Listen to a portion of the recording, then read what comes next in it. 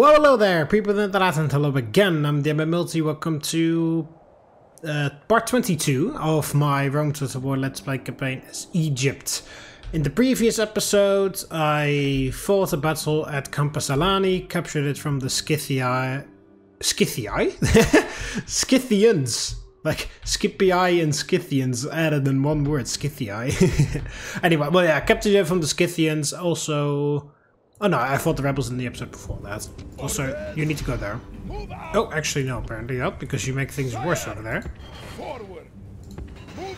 You increase the money, but you decrease the... Oh yeah, you've got a fuck ton of management, but why... Oh, you add squalor.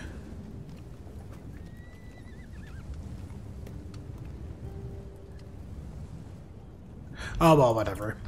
You could stay in Palmyra. It'll be okay.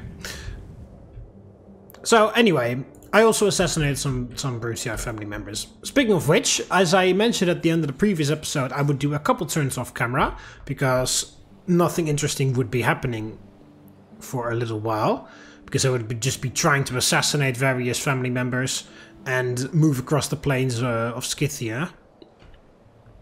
And so that's what I did. We're like 2-3 turns from the episode, like later than the previous episode. As I mentioned, nothing has really happened. The Scythians stayed here for a very long time, as you can see by the ground there. But eventually they started to move off. I fought a battle against these guys. Orders. Yeah, I guess I did. I can't really remember. Well, I do remember I at one point sent my pharaoh out on his own to fight some guys.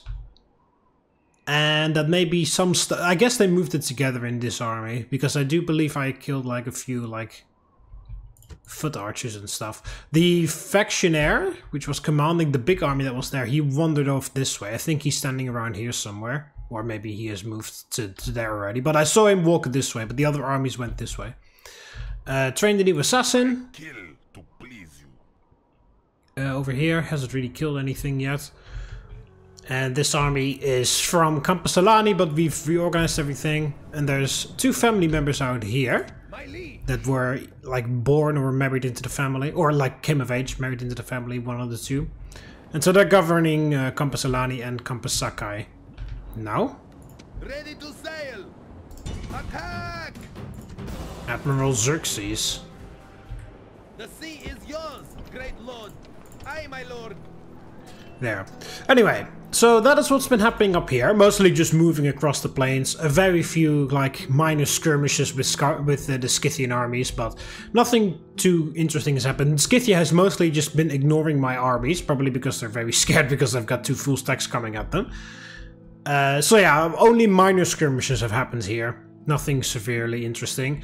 Mostly the Scythians avoiding me. Elsewhere over here, my assassins have been honing their craft, so to speak, because they assassinated a whole bunch of people. They assassinated... Oh yeah, there was like a family, the factionaire or whatever was here, or something. Which is what I ended the previous episode on, with only 5% chance of success. Got him assassinated. Then I moved down here. Was someone in Larissa assassinated. Someone in Athens assassinated. The faction leader of the Scipii in Corinth, only 8% chance of success. First attempt, assassinated. There was another family member in there, assassinated. There was the faction leader of the Brutii, which had a 30% chance of success, because for some reason he had some terrible traits. So, first try, assassinated. And then there was, I believe, somebody in this army that they moved from Apollonia, assassinated. So, the Brutii have lost like 5 family members or something. Like, there was one... There was an army there, so 1, 2... There was an army there too, so 1, 2, 3, 4, 5, I think. They lost 5 family members, and then the Scipii lost 2. Both of them lost their faction leader, because the Scipii faction leader was there. Like I said, that was first try. Like, I didn't even have to quick save, quick load or anything. It was 8% chance of success. First try, and he fucking murders him straight away. And then there was another random family member there that we assassinated as well. So the Scipii lost 2 family members. The Brutii lost 5. And yeah, like I said, their faction leader, which was in, which was this? Thermon? Yeah, Thermon. That was in Thermon. Yeah, you can even see that I still know what the garrison is like, because of course these guys were just there this turn. Because I've moved them. They came from here. I kill to please you. So yeah, that faction leader that they had like a 30% chance of success for the assassination. So he had some terrible traits, unfortunately for him. So it was super easy to get that guy killed as well. So yeah, the Brutii have lost 5 family members. The Scipii have lost 2. So yeah, mostly my assassins just going around, honing their craft, murdering some people left, right, and center. Also, I don't know why this, like, I believe there was an army there, but... I serve your will. None shall see me. Because Assassin ready. this guy is out of movement. Moving to position. And he came from down here, so... Out of moves, sir. I serve your will. I serve your will. None shall see me. I serve your will. Eagles. Unseen, unheard. Yeah, the Brutii are mostly like around here, as you can see. There've been some heavy fighting over here near in the Pannonia frontier, or in Pannonia. Also here, I think this is used to be owned by the Britons because it's from the Julii now. That's Dacian. I don't know if Dacia is still alive, right?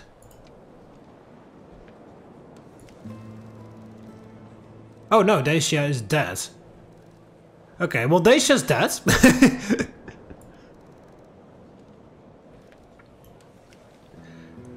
No, that must have happened over the end turn. So Dacia's gone.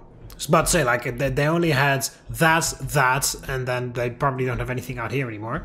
But looks of it, the Romans are here too, or maybe the Britons were at war with them. So yeah, it's not a lot of factions are remaining. So once I declare war with the Romans, it's literally just like one side of the world versus the other side of the world. Just the Romans versus me. Because all the other factions are dead.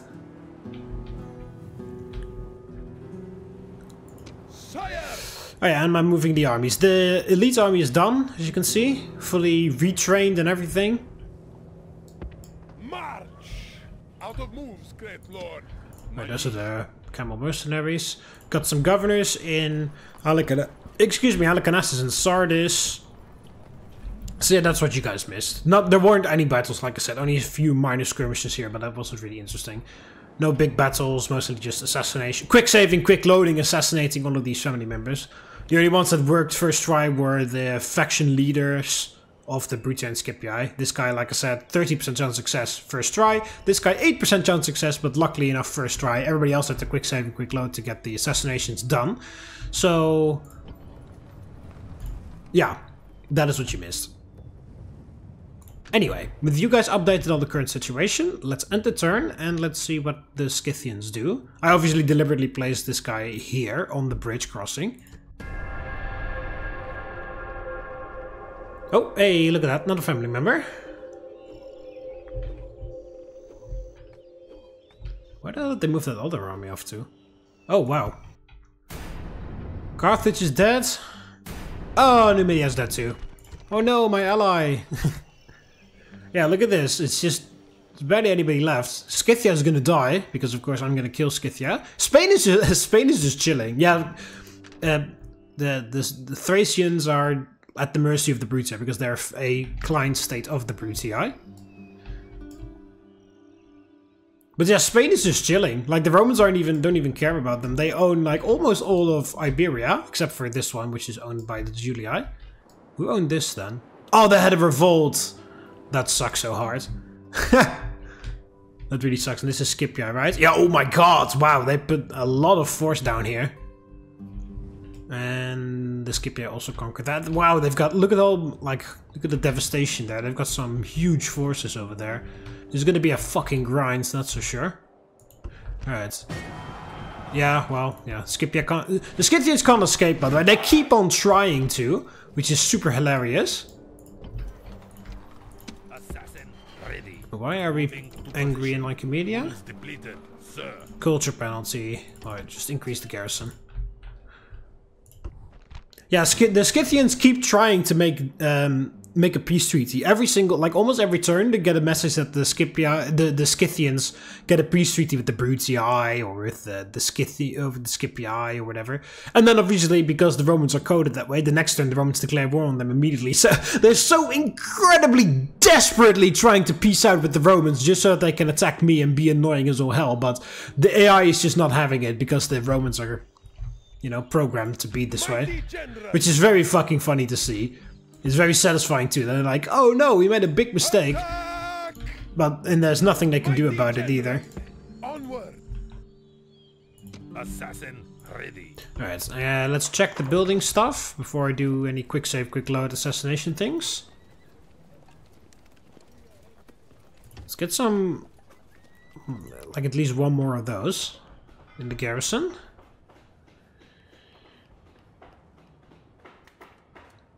Tiny bit of unrest, but nothing too spectacular. Not really necessary. Does that increase tradable goods? No. Well, to be honest, it doesn't really matter what you build here in Memphis. We've got all the financial buildings. We've got a merchant's quarter. We'll just get an armor or something. The temple doesn't really matter, because the public order is fine.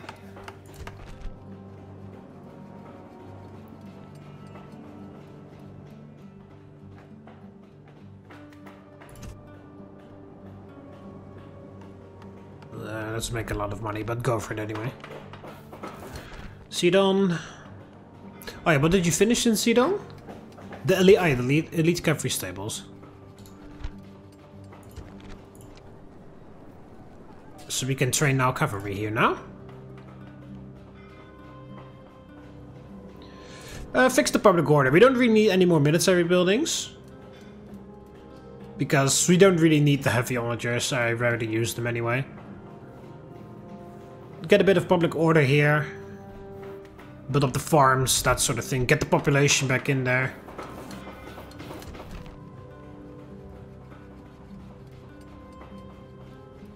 Petra. A secret police network.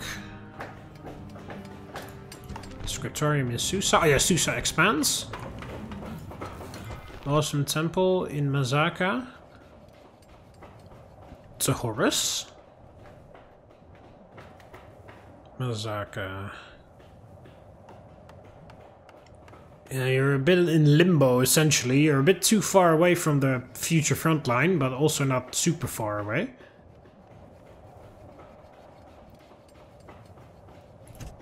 Go with the Grand Bazaar. Doesn't really increase trade by that much, but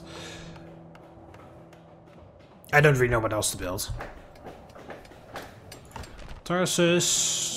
Why is there so much unrest in Tarsus? Oh, but yeah, but Tarsus is expanding. Yeah, Tarsus is going very well. It's like a baby boom going on there in Tarsus. Yeah, and Kira just expanded, so we are fixing things. Okay, there's a couple eastern buildings. Okay, do that to get more population growth. And of course to get rid of the eastern farms. To reduce culture penalty. And then I guess we'll do the sewers after and then quickly replace the barracks. The palisade, I don't think the palisade will count after we've replaced the others. Sewers in Kydonia. Yeah, Kydonia is also going to be a frontline city, but we also need to worry a little bit about the public order and stuff.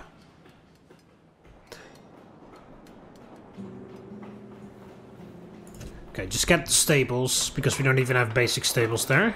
At least we can retrain Desert Cav there. Sewers and Kotais.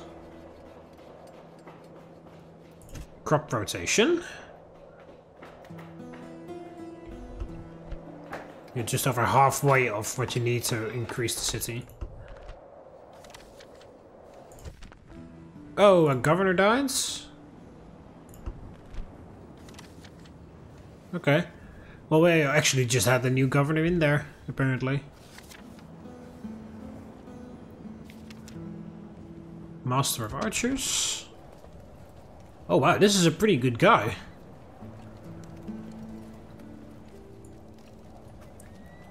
Master of archers, mathematician, cook, comedian, doctor, mentor. He's weak chins, but... Poor trader. Immoral. Financially regular. This guy's a horrible governor. But he is a great general. Yeah, see, if I take him out of Antioch, I almost make 1,000 extra denarii. Mighty general. And he's got a lot of good traits as well. Mercenary war elephants. Could hire them. Oh, there's high taxes here. That's also may explain why everybody's angry.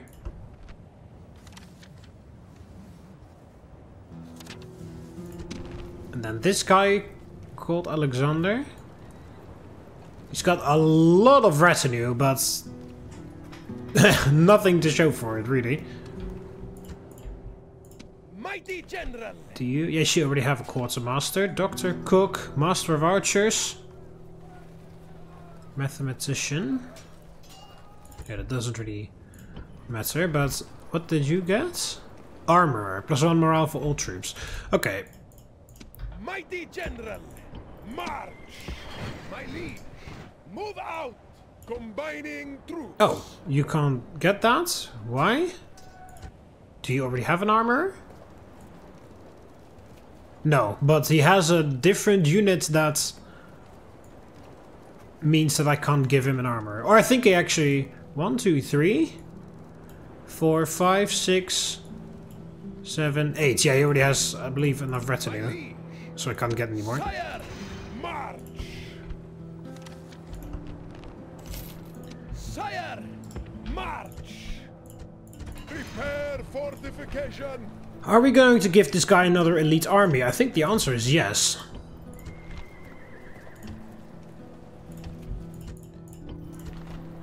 Get me some Pharaoh's guards.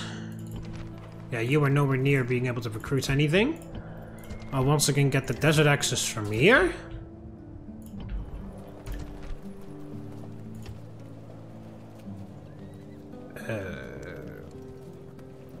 It's 4, 5, 6, and then I'll get the 7th one from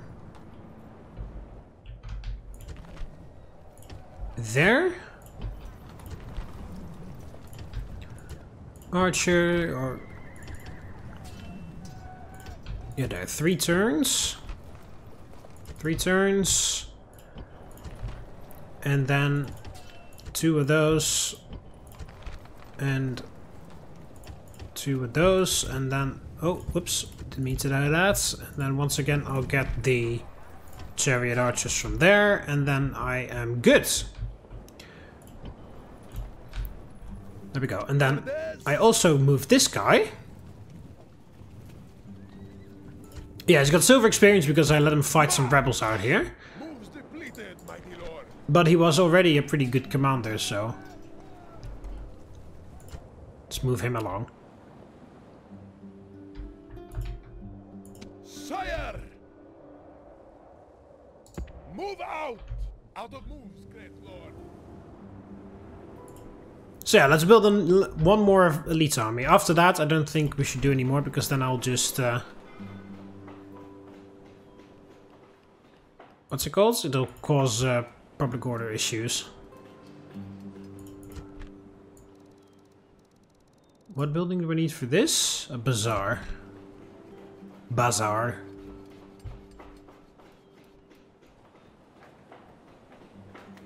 Yeah, catapult range. Yeah, so that's so that I can retrain Pharaoh's bowmen here.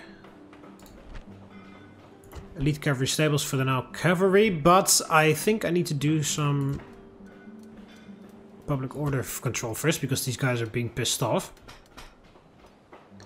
Alright, just do the sewer after, just so we can get some quick public order.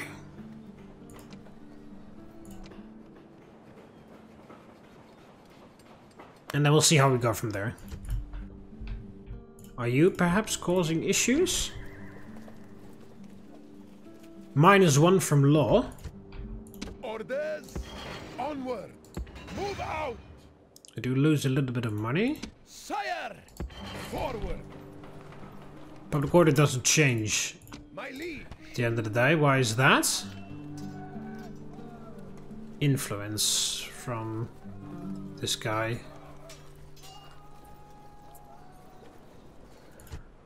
Forward. Yeah, we lose law, we gain influence, so at the end of the day it doesn't matter. Okay.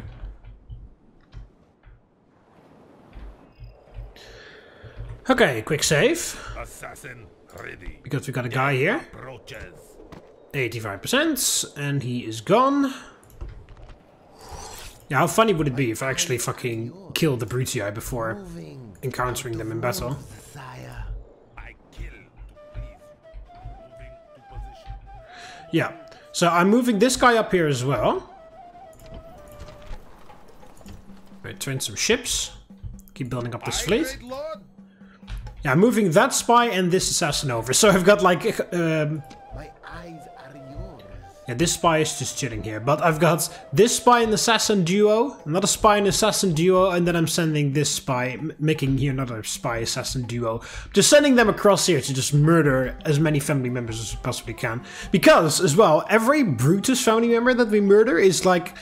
that just takes a very long time for that to get back. Because, of course, if I murder somebody that got married into the family... obviously, they can just marry somebody else the very next turn. And the game will probably do that, because the game is like... it's like a certain amount of family members that you're allowed to have, depending on how much territory you own. So, if you own a lot of territory, but don't have a lot of family members, the game will automatically, like, increase the chance of family members popping in, or the chance of you getting a man of the hour and stuff like that. So... if I murder somebody that got married into the family in that way, or got a man in the hour, or whatever, then, you know, because there are a lot of empty slots, so to speak, the game will just automatically, immediately fill it in the next turn, because that's just how the game is broken. But if I murder somebody with the Brutus name, which is, you know, a son that got born, they can't just replace that, because, of course, they need to, family people have to have a child, first of all, and then that child has to, like, grow up. And has to be 16 to get, you know, come of age. And of course not die as a child at some point. And the game just can't pull that out of their ass. So every time I murder somebody called Brutus at the end, that is like how many? Like 2 turns take so that's like 32 turns? Because they're 16 when they come of age, and 1 year is 2 turns, so 16 times 2 is 32. So every time I murder somebody called Brutus, it takes at least 33 turns for them to get a new one. Because of course first they have to make a child, and then the child has to be born, and then 32 turns until they're of age. So every time I murder somebody called Brutus, that is 33 turns at least, of them having one less family member. So that is actually hurting them. They can make babies all they want, but it still takes at least 33 turns before they're on the battlefield. And then murdered again by my assassins, so... I kill to please. yeah, you need to get some practice, because you're very new.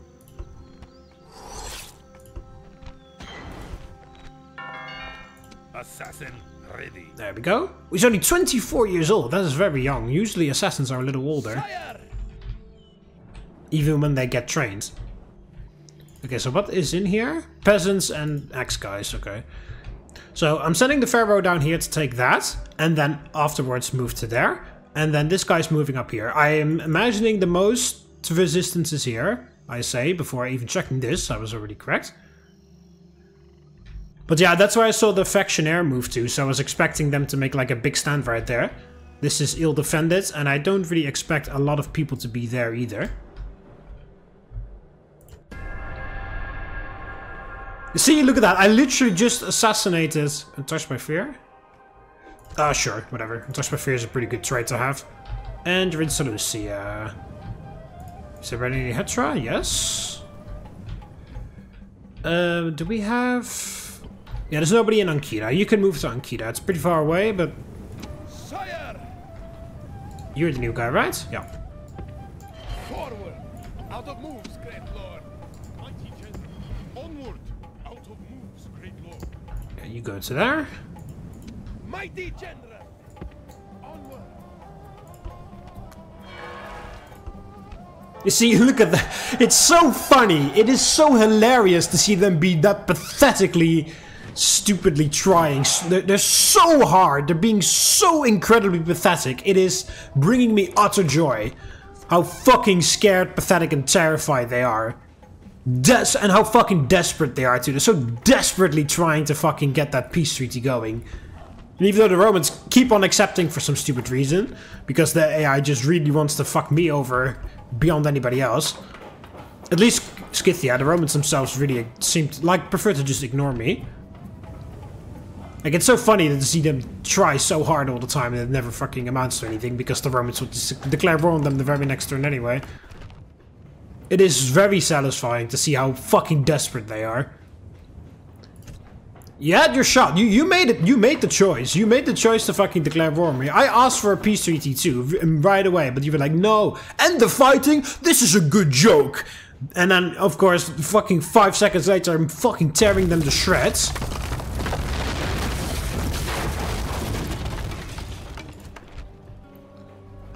It's so fucking satisfying to see them be that desperate. And how it fails every single goddamn time too. That's really great. Okay, replace the Greek farms. Yeah, then just the barracks and then... Oh, and the palisade. But I don't really believe the palisade counts. City barracks in Campus Alani, so we can retrain our spears here.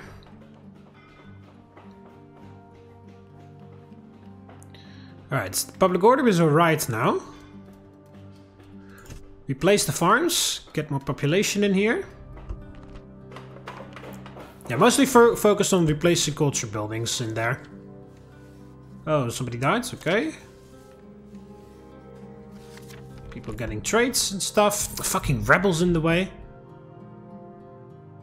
You see, they don't even want to properly fight me or anything. They just kind of like hover around me. Mighty general. Engage the enemy. Glorious victory.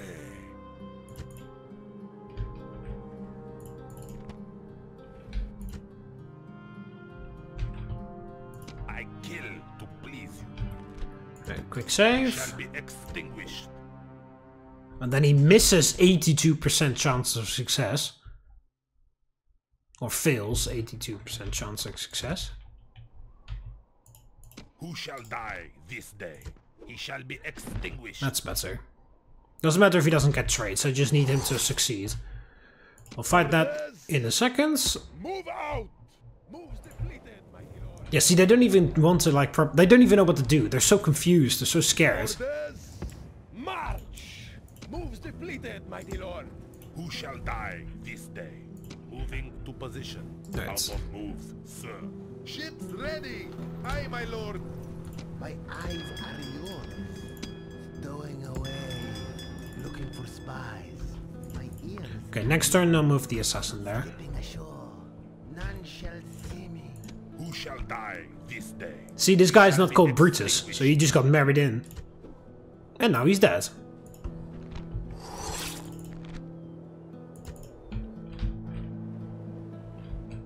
So that's a much longer game to play.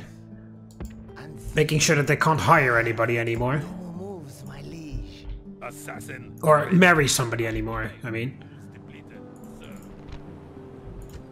That's a much longer process because I need to keep that going until the women are beyond childbirthing age. Which, and of course every single turn they can get married, so that is a very long process.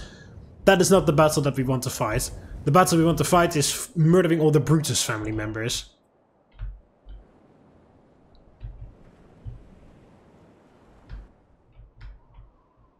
Orders. Okay, so I have to fight this. They don't have any horse archers in this army, so that is very nice. I'll fight that in a minute. Yeah, okay, so this will be a piece of cake. I imagine this will be a piece of cake too.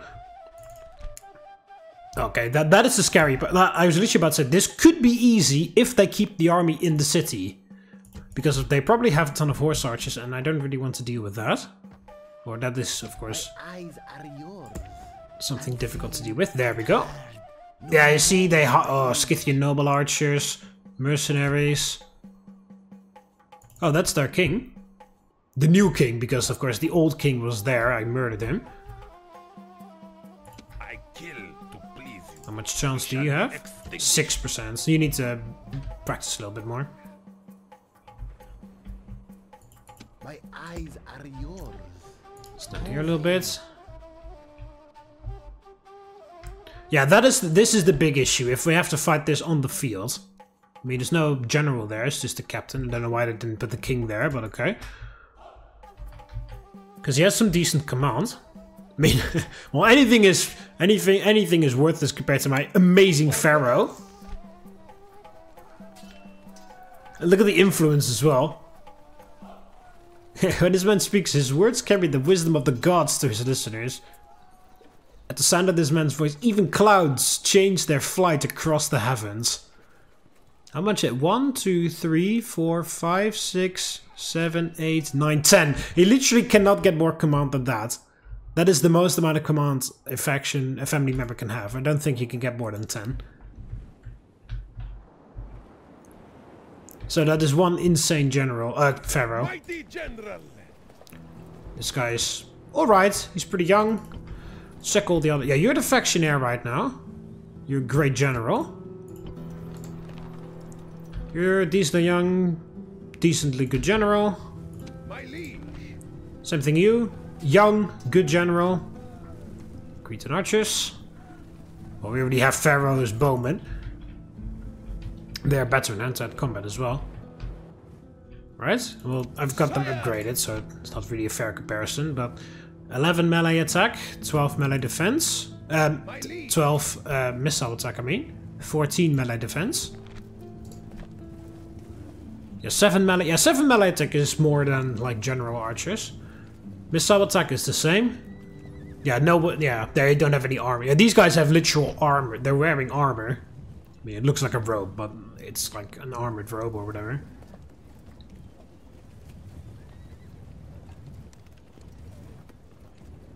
The finest archers in the Egyptian armies. The finest bows available. And have the abilities honed from an early age to make the best use of their weaponry, making them a true elite.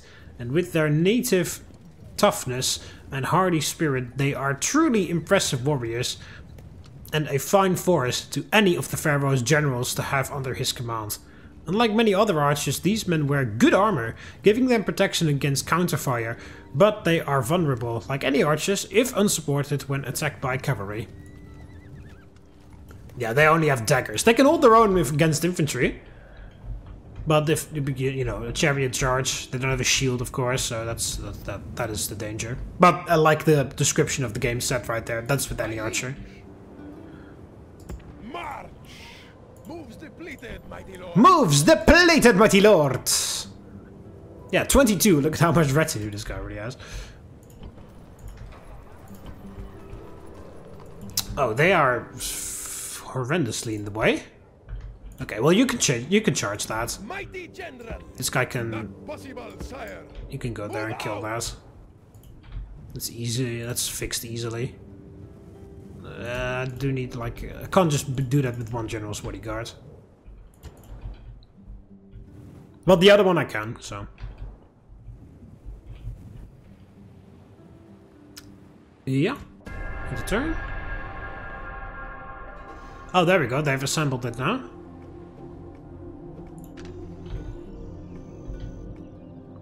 Oh yeah, fuck! I forgot to fight that battle.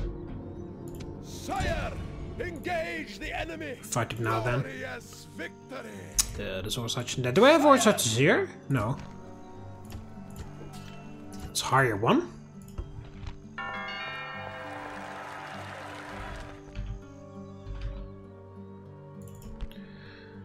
Oh, that's not everything. There's stuff somewhere else. Oh, there's active riots going on over here. And they've destroyed all the buildings that give public order. I'm not even gonna say anything, it's just funny. I'm just going to like laugh from the inside. Like I have a little like inwards chuckle in my mind while I read when I see Scythia floundering around like that. This is mostly held together by the amazing influence of this governor, so we need some puppet quarter. Yeah, cut some corruption down while you're at it. Tarsus is angry. Yeah, they have a massive baby boom and they're bitching hardcore all the time, so... Yeah, that's really matters what you build in Siwa. The Martha's still held together by mercenaries. These mercenaries must have their easiest life. They're just like, oh, we're just chilling here. Like, nobody cares. We don't have to fight anything. We just have to keep order in this town. And Egypt is willing to pay up. Damascus. We have no culture anymore. See, the wooden wall doesn't count. It's still Greek, but we don't have any culture penalty. Increase the farms, actually. Arsacia, large temple. Oh, I just did that? Oh, I did Arsacia before Damascus. Or, no? What? No, okay, no, I'm just confused. I was going down the line correctly. I just confused myself. Okay, I think it's alright if we can destroy the temple now.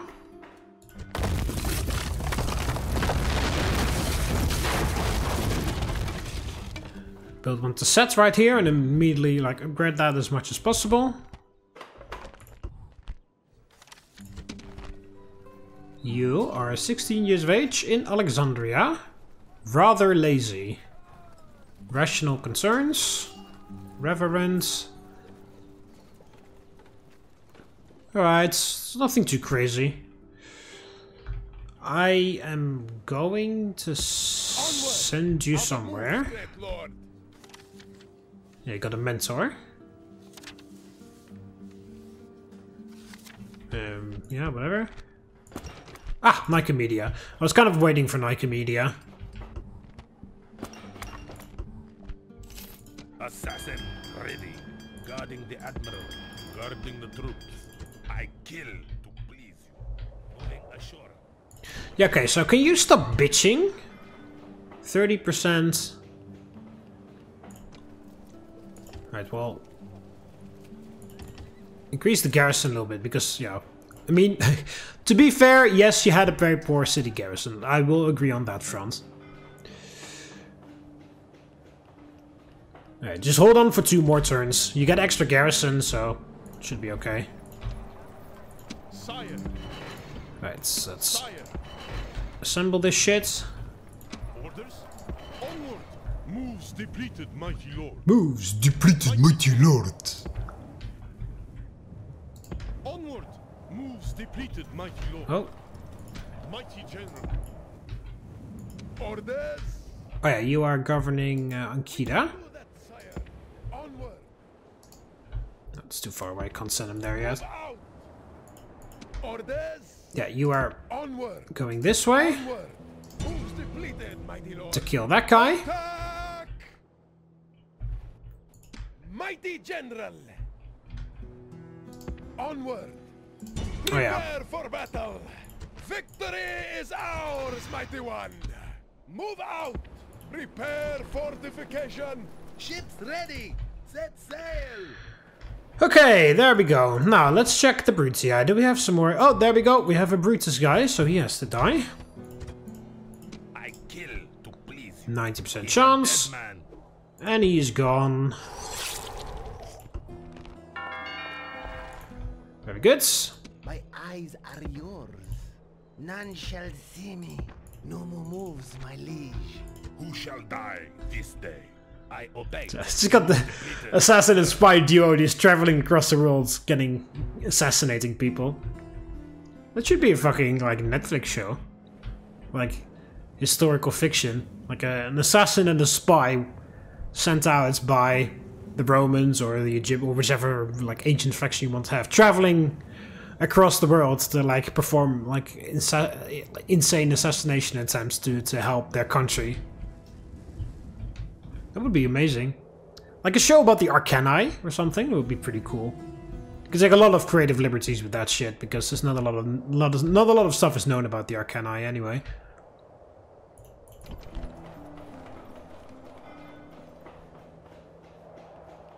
It's gonna take quite a while until we get this city expanded again, so let's replace some buildings so that the culture penalty goes down a little bit.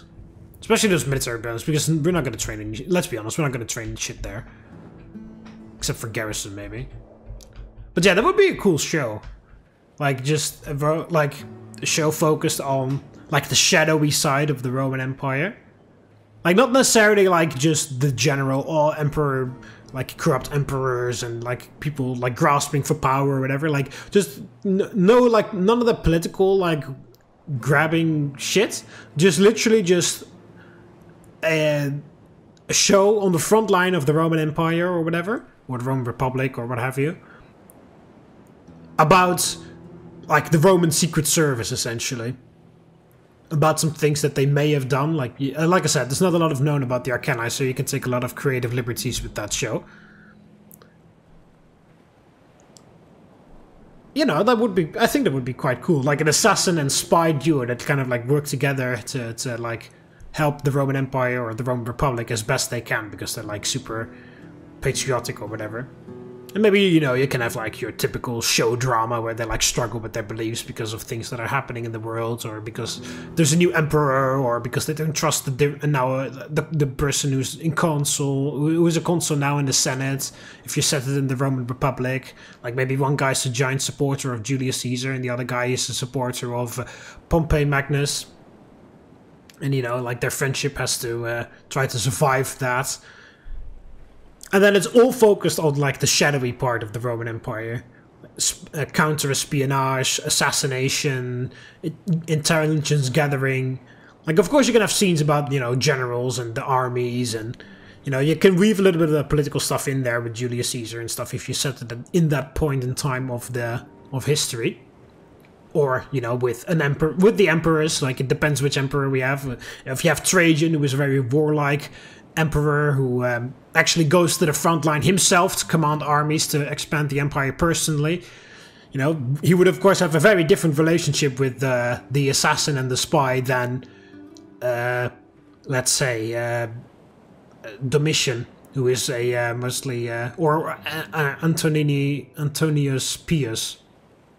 You know, who was more like a domestic emperor who spent a lot of time working on... both of them spent a lot of time working on, like, economics and stuff like that. They weren't really focused on conquering anything, so of course would be a very different relationship, or a very different job description even for those guys in that, when that emperor is in charge, rather than Trajan or Hadrian or something. Or Marcus Aurelius. That would be a fucking cool series. You know, just to show, like, a very, like, underlit or whatever, like a very unknown part of Roman history that we know is there, but we just don't know a lot of it because not a lot was written about it, and the parts, of course, if they have been written about it, it's all lost to history at this point. But yeah, just a show about the Arcani. Just, like, traveling way beyond the borders of the empire, just to gather intelligence, to see what what Rome's enemies are up to. Maybe, like, trying to you know, the Romans did a lot of work to try to, like, destabilize their enemies, or, you know, Rome always had, like, there's so many stories about barbarians, like, trying to be, like, being, well, persuaded almost by Rome, because Rome always wanted to have the next state beyond their territory to be, like, a buffer to actual enemies that they didn't trust at all. You know, for example, like, if you take Germania as an example, we have, of course, you know, the Battle of Teutoburg Forest, where, of course, it went horribly wrong, but the Romans trusted in Arminius, where they thought that they had him under control, even though they hadn't, because they thought that he had thrown away his allegiance to the Germanic tribes, even though he hadn't. The Romans miscalculated there. But, you know, there's tons of, what's it called? Tons, even after the Romans, of course, they took revenge on the barbarians there, fucking committed some mass murders out there to recover the eagles. But even after that point, after they've, like, said, like, okay, the Rhine over here, that's going to be the border, we're not going to cross that. Pretty much, like, all of the tribes out here all like were placed there by Rome, or like they had warm ties with Rome, and like beyond that, like stuff out here, those were the genuine like bad guys, and everybody like the Marcomanni, that Marcus Aurelius fought, like those were the reason why the Romans fought them so much is because they were too close. Like, the Romans had all these guys under control. Like, again, I'm from the Netherlands, so I know mostly about Dutch history in general. So that's why I know a little bit more about, like, this specific part. But, you know, like, the Romans had, like, all of these guys under control. Because a lot of people actually wanted to be friends with Rome. Because Rome brought a lot of wealth and stuff.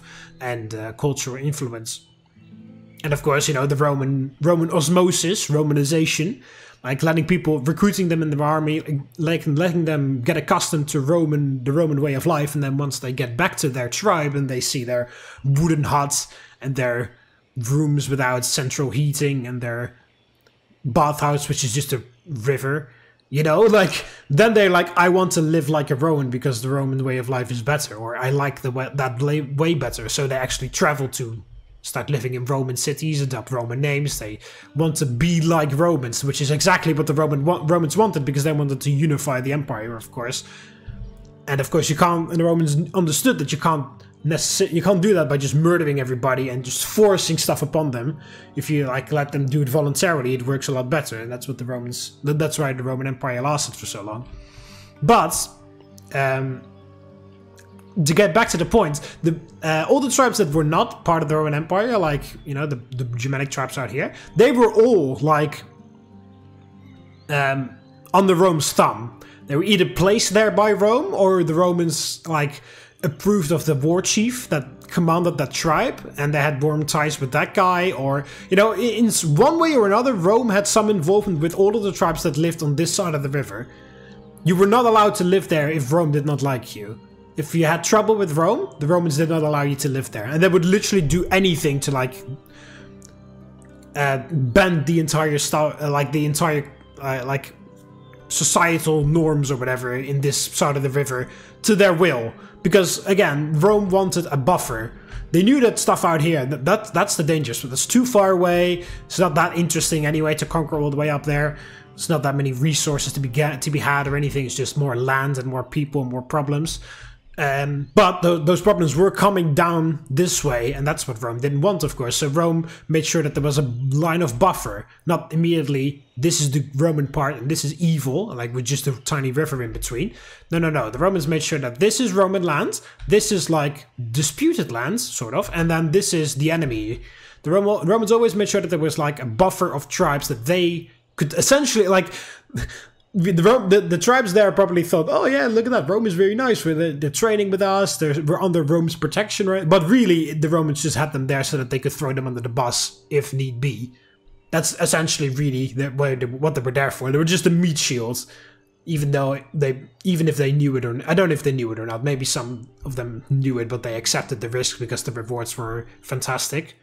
But, you know, that's a discussion for another day. But that's essentially what they were. They were just a meat shield. Because, you know, if genuinely dangerous shit came from the woods over there, the Romans didn't want to have to fight them head on. Because, of course, they would have to go through this line of tribes which were allied to Rome. Or allied, you know, friends with Rome. So if they treated them harshly, then the Romans knew, okay, these guys that are coming from the north are up to no good. So Rome had time to prepare, because, you know, they're not attacking Roman lands, they're attacking these fucking buffer states in between. And then, if need be, the Romans could just throw them under the bus. They could just be like, oh, no, our legion's not going to be there in time, and then they lose, you know. I mean, of course, Romans wouldn't deliberately, like, mess them up, because that would mean that you have to establish a relationship with another tribe all over again. But, you know, like... if push comes to shove and these guys are genuine from the north, that's like a new tribe coming from the north, they genuinely are out for blood, the Romans could just like, alright, this tribe that we placed here, we can just sacrifice them while we gather an actual legion out here and fucking get it ready on the Rhine to defend it. That's literally the only thing that they were there for, just the buffer, so that the actual enemy could be slowed down while the Romans prepared for the actual war. That's also why there were so many fights with the Marcomanni there, because the Romans just couldn't get them in line properly, or at least not in the way that the Romans wanted it to, or you know, get a new tribe, a chief, new like faction leader there that didn't trust the Romans or whatever, so the Romans would have to disagree with their leadership and have to fight war there or whatever. But you know, like for example, again, I'm from the Netherlands, so I know a bit about the Roman history of the Netherlands. The Batavians, for example, is a famous tribe in our country because they're, for some strange reason, we find them to be the first Dutch people, even though they didn't even come, even though they weren't like started here. I believe they came from roughly over here, and they were placed here by Rome because the Romans had warm ties with the Batavians. So they placed them there because the Romans had warm ties with them. So they, and then, you know, so they were like, you can go here, you can fucking conquer all of this if you want, because Romans and the Batavians had warm ties. There were also like the Canaanites or whatever, which was a local tribe, and the Frisians, of course. But the Romans had a much better relationship with the Batavians. So the Romans placed the Batavians in what would later become the Netherlands and let them thrive there because, again, the Batavians would be the buffer state in this part of the empire. And of course you had the Batavian Revolution, or whatever it's called in English, with Julius Civilis, which I saw a documentary about that, and it was really stupidly worded, which was very funny to see. Well, it was frustrating to see, but also pretty funny in a way. Like, there was like a documentary about the history of the Netherlands, and they showed Julius Civilis as like this great Dutch hero. Like, kind of the same how they fucking botched that second season of Barbarians in Netflix, where they just go like, hey, the Germanians are like freedom fighters and the Romans are the oppressors and whatnot, where they just like completely ignored what actually happened, and they just like removed all wrong traits from the Germanians and added all the wrong traits to the Romans for some strange reason. They kind of did the same in that documentary, where they, well, sort of, because they got like the narrative part where they like where they have like actors, what's it called, like playing it over, like reenacting the events as the narrator is telling it. But then they also have like archaeologists and historians having their like piece to cameras where they tell what actually happened and what they know and stuff like that. And they it's super funny because the narrator and stuff like tries to make it a super epic tale of, you know, the Julius Civilis, the Dutch hero. Like, again, it's a fucking stretch to call him Dutch in the first place, but okay, let's suspend that belief for a second. He's like, oh, he's the great hero and he's like a freedom fighter and whatever. And then you have like the historians and the archaeologists that talk about it between the scenes, and they're like, yeah, well, no. It's super fun. They literally just tell the history factually as it was. They don't make any like crazy narrative or anything. They literally just tell, yeah, well, he was betraying Rome because Rome asked him to, and then the Romans asked him to stop, and he didn't stop for some stupid reason, and he got fucking decimated in no time. So he was just a traitor, sort of. In the Roman, he was, you know, like, it's so funny, like, the narrator tries to spin that narrative so hard, and like, oh, the epic music, and all the Romans are the evil ones, and whatever, and then the historians in the piece to camera bits in between the scenes are just like, yeah, well, no, that's not really what happens. Well, it's not like they literally like say that what's being said isn't true, because I mean, it is true. They just spin the narrative a little bit, and they leave some parts out, and then they emphasize some other parts and highlight what they want to be said or whatever. But then the historians that are in between the scenes, they literally just tell the facts as they are, what we know and what we can logically think happened and why the choices were made and stuff. Like, they don't make any effort to like try to spin the narrative or anything. They're just like, well, we think we know this, so possibly this happens, so yeah, that's what happens. Like, no agency of like, oh no, I want to make this a beautiful story about he was a freedom fighter. No, they literally say, oh, he just fucking did this and that. It's so funny. But anyway, yeah, by the way, if you don't know, like, during the time of Emperor Nero, Julius Civilis was I believe he was the leader of the Batavian tribes. he was just like Arminius, just exactly the same. Because, you know, Julius Civilis sounds very Roman, like a Roman name. He was born a Germanic person, I believe, but he grew up in Roman lands, Roman customs, exactly like Arminius. Exactly the same thing, just copy-pasted, but then a different tribe. Anyway, the Batavians had a bit of issue with the Romans because the Romans recruited them and they felt like they didn't really receive as much in return. However, then Nero died. Of course, he committed suicide, and then we had the Year of the Four Emperors. And Julius Civilis had close ties with General Vespasian, which, of course, as we all know, would later become the winner of the Year of the Four Emperors, and he would become the emperor. So Vespasian wanted the throne, but he was in Jerusalem, so he had to leave the siege of Jerusalem to Titus, and he traveled to Rome to claim the throne. However, there was one of the other generals out here in Gaul wanted to make a rush for the throne as well. I don't know if it was one of the four emperors, or it was a general that never actually got got the claim because of that. So Vespasian wanted to distract him, so he sent a letter all the way to here to Julius Civilis because, like I said, they were friends. And he explained what he was doing. He was like, okay, Nero died, I'm in Jerusalem, I'm traveling to Rome, I'm going to claim the throne, I'm going to be the next emperor, if everything goes right. But this general that is in Gaul here, near where you are, is going to make a rush for Rome as well, and he's going to be there faster than me. So I want you to start a riot, a revolt, among the Batavians to keep the legions over here occupied, so I can travel to Rome quicker than the other guy. And once I am emperor, you can stop the revolt, and then I'll fucking pay you out in gold. You know, like Julius Civilis would be rewarded if he did that. And Julius Civilis, because they were buddies, and of course because there was gold on the line, he was like, all right, sure, I'll do it. So he went. He did the Arminius thing. He went along the tribes and of course his own tribe, and then I believe the neighboring tribes as well, like rallying them up against the Romans. And they started a revolt, and they started to attack Roman settlements in the area. And of course, the classic thing happens where the Romans didn't really think the threat was that big of a deal, so they sent a tiny force, and they got absolutely destroyed. And then the Romans were like, oh shit. But because of that, the revolt grew in size, because they were like, oh shit, we all thought that the Romans were unbeatable, but we literally just beat them, so the Romans are not that strong anyway. So the revolt grew in size, so the general that was here couldn't make a claim for the throne because everything over here was revolting, and he was like, okay, well, I can't really leave this going on. So the revolt goes pretty well for the Batavians, but then all of a sudden Julius Civilis receives another letter from Vespasian saying, it's done. I'm emperor now, the Year of the Four Emperors is over, I am the undisputed emperor of Rome, and the revolt is not necessary anymore. I order you to stop and come to Rome or whatever, and then I can give you your rewards or whatever, something along those lines. However, Julius Civilis has a bit of a change of mind because he thinks, oh, we already defeated the Romans, we're starting to carve out our own empire here. Fuck that! I'm going to stab you in the back, and I'm going to not keep up my end of the bargain, and I'm going to keep revolting anyway.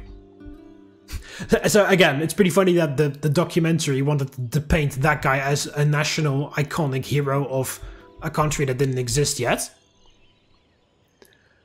So our most iconic hero just backstabs his friends and claims to be fighting for freedom and whatever, but okay. That is genuinely what happened. I mean, of course, I'm oversimplifying it a little bit, but that is the storyline that happens. So he's like, fuck that, fuck Vespasian, I'm going to build my I don't know what he thought. I'm going to build my own Batavian kingdom or empire or whatever. I don't know if that was his goal or not. Anyway, he just thought, we're making our own, we're doing fine on our own, so why on earth would we need Rome's support? Because we're just defeating Romans left, right, and center. So Vespasian obviously gets super pissed that he's just not respecting the deal and he's just stabbing him in the back. So Vespasian sends a legion this way, and of course, classic, the Batavians actually have to fight a genuinely proper Roman legion, and of course they get absolutely fucking destroyed in the process. And that is what's really funny. Like the documentary, like the narrator is like, oh yeah, oh, like he unfortunately could not do it anymore. Like he was out of his league. Well, he didn't, like he was out of his league for sure, but he didn't know it yet. But he's like, oh no, he tried, but so hard. But no, the Romans eventually got the better of him. And then the historians come in. He's like, yeah, well, it's fucking dumb that he continued fighting Rome because he knew one thing: you can never win a war against Rome, and he continued anyway. It's so funny. They're like trying to. The narrator's like, yeah, no, he was a freedom fighter, and oh my god, like he was so close, but unfortunately, the Romans eventually got the better of him. How sad! And then like literally the next scene, you have the historian doing a piece to camera, being like, yeah, it's fucking dumb that he kept on going. He should have just cut his losses because he knew the Roman war machine, and he knew that he could not win, but he just tried it anyway, and it was just dumb. It's so funny. It's literally the next scene. It's so funny. Like the aggressive attempt to spin the narrative followed by the facts. Like literal facts. Like, no, this is what happened. And you can make your own conclusion. It was super dumb that he tried to continue. It's very funny. But anyway, why I'm telling you this, all of that is very fun because that could be like an interesting premise for a series. You know, like a spy and assassin working together, destabilizing enemy tribes, trying to improve relations with friends from Rome. Like that would be a cool Netflix series or whatever. Anyway, let's fight this battle so that you guys at least have one battle to watch, because I've been fucking talking about nonsense for an hour.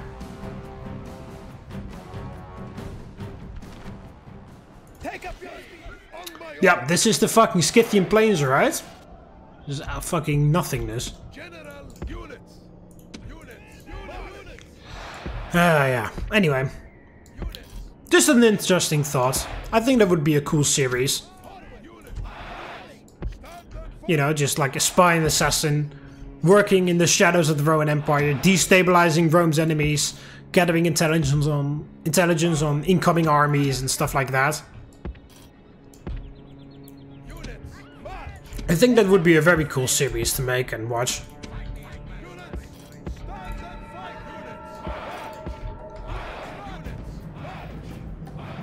Just food for thought. Netflix, you want to hit me up? You heard my burning passion for Rome, so there's no better person to make a series than somebody who is actually passionate about the subject that the series is about. Also, you need to hurry up because apparently they're sending their archers this way.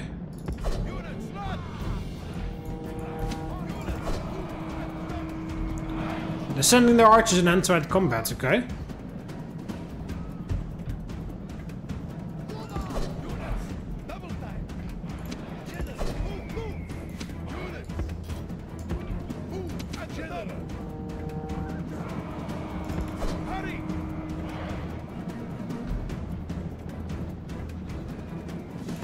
Ugh, they've released the warhounds on me.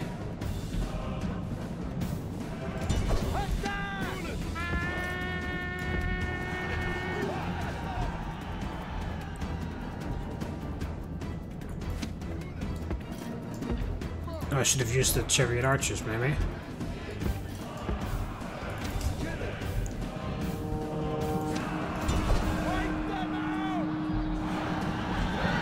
There's no way that these guys can defeat this general. How are you fucking caught? I told you to. Oh yeah, I told you to run. He does not stand, but runs away. Fucking idiots. Any point in killing him? Told him to run, and then they just casually fucking walk over. And no wonder you got caught. I told you to run for a reason. You're just ignoring what I'm saying. Fucking idiots. So disappointing all the time. I have to fucking babysit them every single goddamn step of the way. Otherwise they just fucking fumble.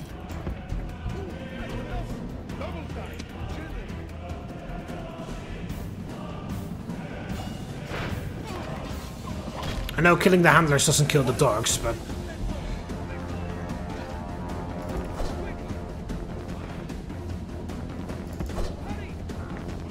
Come on, move. You gonna... Yeah, I'm there. Dogs are messing up with their pathing.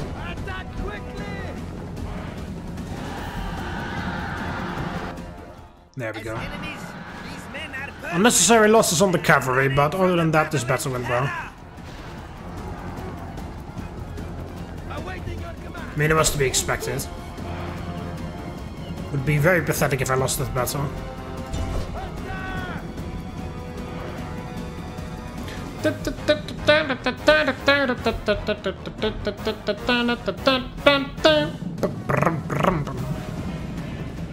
Victory is sweet indeed, There we go. and all the sweeter for being so decisive.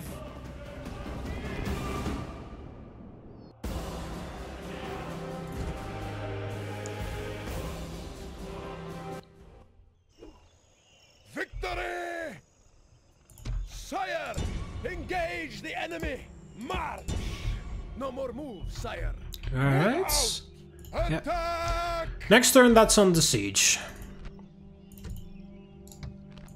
Mighty general, attack!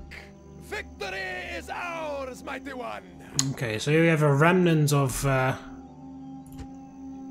Mighty general. like an army that we fought. Ors archers and regular archers. Well, the regular archers are of course food for my cavalry. Guess we just need to like rush forward with archers, and it would be a very unconventional battle. Just rush forward with cavalry and archers. Like leave the phalanx behind. So if the archers shoot at the horse archers while the cavalry chase the foot archers off. Who shall die this day? He's dead. Okay, save. He's a dead man. There we go. Then get... I obey. Death approaches. Oh, that's a family member, that's not the king. Okay, well, you should be easy to assassinate. Why do we know so little? We're right next to him. None shall Ooh, chosen archer warband. Only 2 horse archers though, that's not that bad. Well, we don't know what that is, but it's not that bad. my ears are yours. I fucking knew it. I fucking knew it. I literally just quick saved exactly because I thought, oh, 75%? He's probably gonna die for some reason. My ears are There! There we go. No. is my cloak. Oh, he's pretty young, 25. Been in the wars, publicly loyal. I wish I could get exclusively good traits on my generals. I fucking knew it. Of course it was a horse archer. So 3 horse archers in this army. And some Sarmatian mercenaries. But they're not horse archers, but they're just good men I have. What are their... What's this again? Barbarian chosen warlord. 12 attack, 15 defense. 10 charge. Orders. 15 attack, 17. Okay, I have less charge, but I got more attack and defense.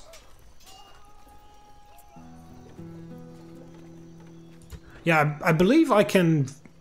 what's it called? I can use access as well if I do the alt attack. So we can use the spears to charge and then access to like finish them off. I don't know if it does actually do more damage to armor. It doesn't say that they do. But that may be because it's an alt, so it's their alt weapon. It doesn't say that for the maces of the, what's it called? Of the cataphracts either. But I'm pretty sure the maces of the cataphracts also do armor penetration damage. Even though the description doesn't say that it does. Because they only look on the primary weapon, which is their lance, or spear, or whatever you want to call it. Alright, anyway, I've been fucking rambling for hours, so I think it's time to end it off here. So in the next episode, I will actually fight this battle, I think, and then move this guy forward. Will be a big battle here against this guy. But I think that's the only thing... Well, it's not everything. I do know that they have more stuff. My ears are yours. None Yeah, you shall see there, fuck me. That is going to be the big problem. The only thing we need to do is punch through. Punch through these 2. And yeah, that's ill defended. I highly doubt that that is well defended. So, these 2 are fucking easy. It's just these 2 big armies. Once we crack that, it's nothing that they can do anymore.